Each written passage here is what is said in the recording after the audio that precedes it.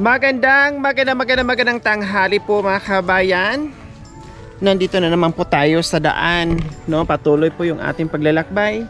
Sa ating paglalakbay sa tanghaling ito mga kabayan, meron tayong napansin, no, na isang sira-sirang bahay po mga kabayan na akala natin ay abandon na, pero mayroon po palang tao at sa katunayan naglalaba po. So ay tara mga kabayan, pasukin natin.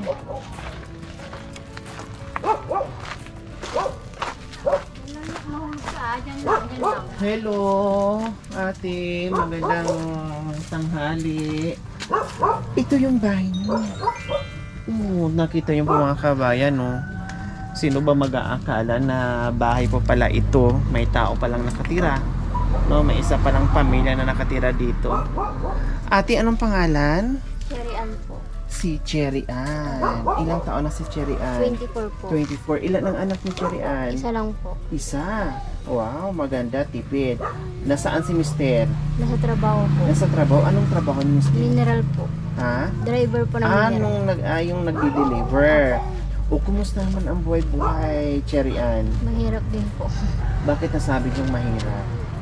Wala rin po akong trabaho, tsaka yung asawa ko lang po ang kumikilo. Kumikilos. Opo. So, kaya nasabi niyong mahirap. Ilang taon na yung anak mo? 6 months pa lang po. 6 months baby pa pala. Po. Oo, paano yun? Naglalaba ka dyan. Anong nangyari sa anak mo? Nasaan na? Diyan lang po. Diyan lang po siya. Nasa duyan? Hindi po. Diyan lang po sa baba. Oh, baka mahulog. Puntahan mo muna ah. Umiiyak na. So, ayan po mga kabayan. No, yung anak nandoon sa loob ng bahay. Habang naglalaba si ate. Tapos ayan po mga kabayan, no? Hindi ito pintuan mga kabayan eh. Kumbaga nagbutas na lang po sila ng daanan dyan kasi yung pintuan nandoon bumagsak na po. Ito na lang ang binutasan nila at ayan, para nagiging pintuan, nagiging labasan nila. Hi, baby boy, lalaki. Ayan. Hala, delikado ha. Kailangan mas mainam pa siguro kung nasa duyan siya kaysa yung nakalapag sa dyan. Baka mamaya kasi mahulog siya kasi siyempre butas-butas na yung mga sahig. Oh, tumawa si baby boy. Tumawa ikaw. Ha? Kumusta ang buhay mo dyan, baby boy? Anong pangalan ni baby boy? Franz Ezekiel po. Ha? Franz Ezekiel. Franz Ezekiel? Wow, ang ganda naman ng pangalan. O, kumusta naman ang tanghalian nyo? So, Ate Cherry Ann, ano nangyari sa bahay nyo? Bakit bumagsak na? Ano po, nung sila nang naputol po sila ng kahoy. Oo, tapos, Tumumba po dito. tumama mismo sa bahay nyo. Anong kahoy ang pinoto nila? Yung mga malalaki po. Bakit wala bang, hindi ba sila gumamit ng lubid? Hindi po. Itinali nila para pag yung naputo na, hilain lang ganon, maihawi nila at mailayo nila sa bahay na nakatapat? Hindi po. Tapos nung nabagsakan, nasaan kayo nun? Nandito lang, nandito po kami sa baba. Diyos ko, paano kung nasa loob kayo nga delikado. No. Tapos nung nabagsakan, hindi ba kinumpuni o itinayo nila uli yung bahay nyo na alam naman na may-ari na sila yung may sala? Sabi po ng babalik daw ayusin, hindi na po bumalik. Syempre sila yung dahilan, no, dahil hindi sila gumawa ng paraan kung paano nila hindi sila makapinsala, no, na nagputol sila ng malalaking kahoy dyan at delikado po yun. Kailangan talaga, no, na merong lubid, maitali yun para kung babagsak man siya, maalalayan, hindi tatama sa bahay katulad na nangyari nito. Paano pala kung malaking puno ng kahoy at talagang pumasok sa loob tapos andyan kayo, kung di mapipisat kayo Diba, delikado, plus may bata pa. Anong sabi ng mister mo na nasira na yung bahay nyo? Sabi po papaano daw po dito sa kusina. Ipapagawa. Opo. Nagbigay naman ng tulong yung may-ari ng kahoy o yung nagpapaputo ng kahoy? Hindi po. Ibig sabihin talagang bumagsak lang siya dahil Opo, doon sa natamaan ng ano. Kasi siyempre, luma na siya, plus nabagsakan pa ng kahoy, Opo. kundi natumba. Opo. Advice ko lang, siyempre, dama mo na yung hirap ngayon na isa pa lang ang anak mo, Cherry Ann. Opo. So, tama muna, no? Pag medyo okay-okay na yung buhay, saka na naman tayo magdagdag ng anak. Pero sa ganitong sitwasyon na nainda na natin yung hirap ng buhay, so iwasan na natin kung paano maiwasan yung pagdami ng anak. Siyempre, alam mo na kung ano yung dapat gawin, no? Kung para makatipid sa anak, no? Ate Cherry Ann, bata ka pa siguro nag-asawa, ano? 19 years old. 19. O, siguro hindi na nakapag-aral din, nag-asawa na. Nakapagtapos din po ako ng high school. Natapos yung high school. Opo. Tapos, pagkatapos kumuha ng diploma sa high school, nag-asawa na. Ganon. Dati nung wala pa kayong anak, anong trabaho mo, Ate Cherry Ann? Sa bahay din po. Katulong po sa... Kasambahay.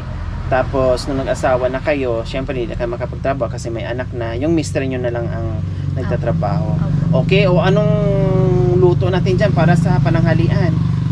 Wala po. Wala. Wala pang sinaing? Wala pa po. Wala pang sinaing. O, bakit di ka pa nagsaing? Ayaw Kasi po bisi-bisihan. magpalapag. May labahin, tapos si Baby Boy, binabantayan. Wala pang ulam.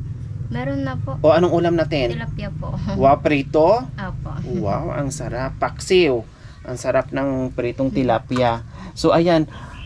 Ito, pintuan ba talaga ito?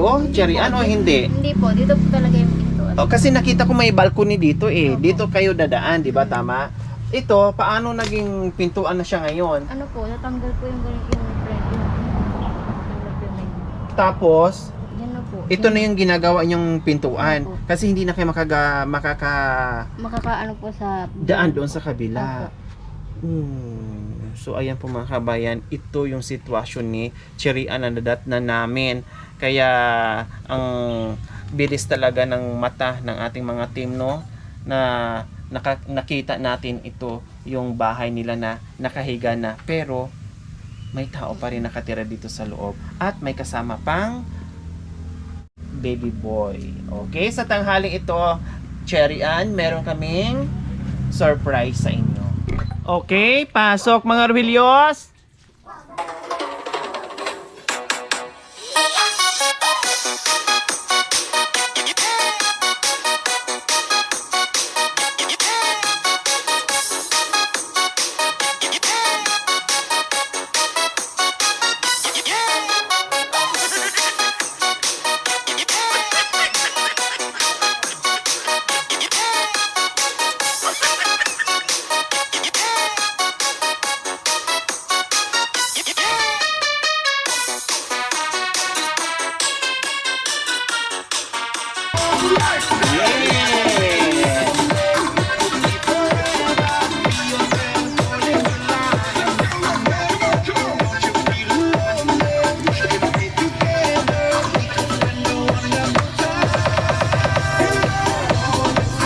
Okay, ano-ano yan mga Ruhilios?